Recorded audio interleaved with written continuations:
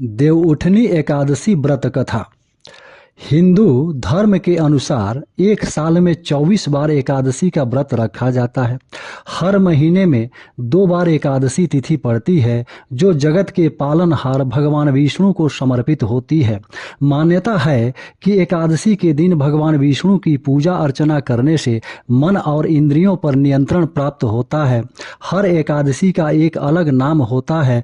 कार्तिक मास के शुक्ल पक्ष में पड़ने वाली एकादशी को देवउठनी एकादशी कहा जाता है।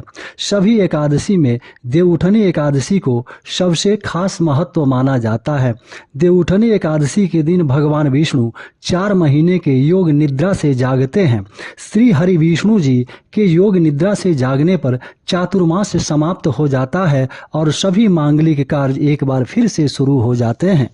देवउठनी एकादशी को देवोत्थानी एकादशी, देव प्रबोधनी एकादशी या हरि प्रबोधनी एकादशी के नाम से भी जाना जाता है। चातुर्मास समाप्त होने के बाद शादी, विवाह, मुंडन, नामकरण जैसे सभी शुभ और मांगलिक कार्यों की शुरुआत हो जाती है। देवउठनी एकादशी से श्री हरि फिर से सृष्टि का कार्यभार संभालते हैं।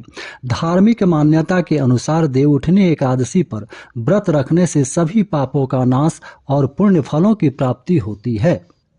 देवउठनी एकादशी की पूजा के दौरान व्रत कथा का पाठ जरूर करना चाहिए।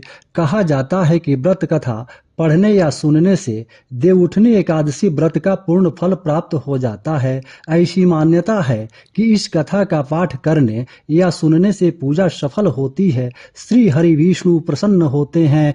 ऐसे में आइए सुनते हैं देवउठनी एकादशी व्रत की कथा। प्राचीन समय में एक नगर में एक राजा रहता था। उस राज्य के सभी लोग विधिवत एकादशी का व्रत रखते थे और पूजा करते थे।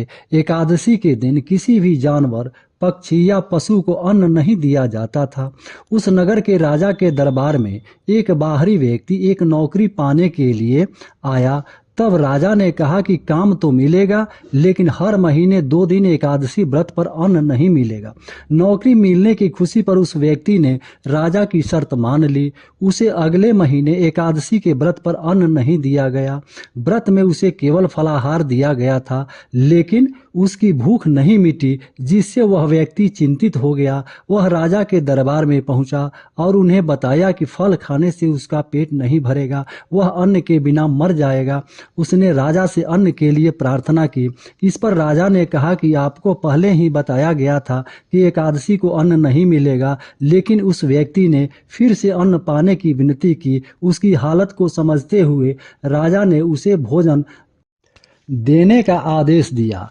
उसे दाल, चावल और आटा दिया गया था। फिर उस व्यक्ति ने नदी के किनारे स्नान करके भोजन बनाया। जब भोजन बन गया तो उसने भगवान विष्णु को आमंत्रण देते हुए कहा कि श्री हरि, भोजन तैयार है, आइए आप सबसे पहले इसे खाइए। आमंत्रण पाकर भगवान विष्णु वहां प्रकट हुए। उसने अपने देवताओं के लिए भोजन निकाला और वे खाने लगे। फिर उस व्यक्ति ने भी भोजन किया और अपने काम पर चला गया। इसके बाद भगवान विष्णु भी वैकुंठ लौट आए।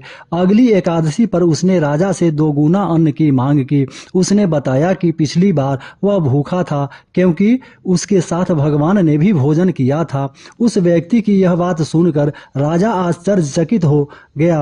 राजा ने कहा कि हमें विश्वास नहीं है कि भगवान ने भी आपके साथ खाना खाया है। राजा की इस बात पर व्यक्ति ने कहा कि आप स्वयं जाकर देख सकते हैं कि क्या यह सच है। फिर एकादशी के दिन उसे 2 गुना अन्न दिया गया था। वह अन्न लेकर नदी के किनारे गया। उस दिन राजा भी एक पेड़ के पीछे छिपकर सब कुछ देख रहा था।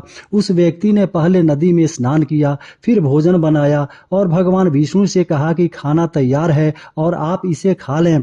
लेकिन विष्णु जी नहीं आए। उस व्यक्ति ने श्री हरि को कई बार बुलाया, लेकिन वे नहीं आए। तब उस व्यक्ति ने कहा कि अगर आप नहीं आएंगे तो मैं नदी में कूदकर अपनी जान दे दूंगा। फिर भी श्री हरि नहीं आए। तब वह नदी में छलांग लगाने के लिए आगे बढ़ा, तभी भगवान विष्णु प्रकट हुए और उसे कूदने से बचा लिया। इसके बाद श्री हरि विष्णु उसके साथ भोजन किया, फिर उसे अपने साथ वैकुंठ लेकर चले गए।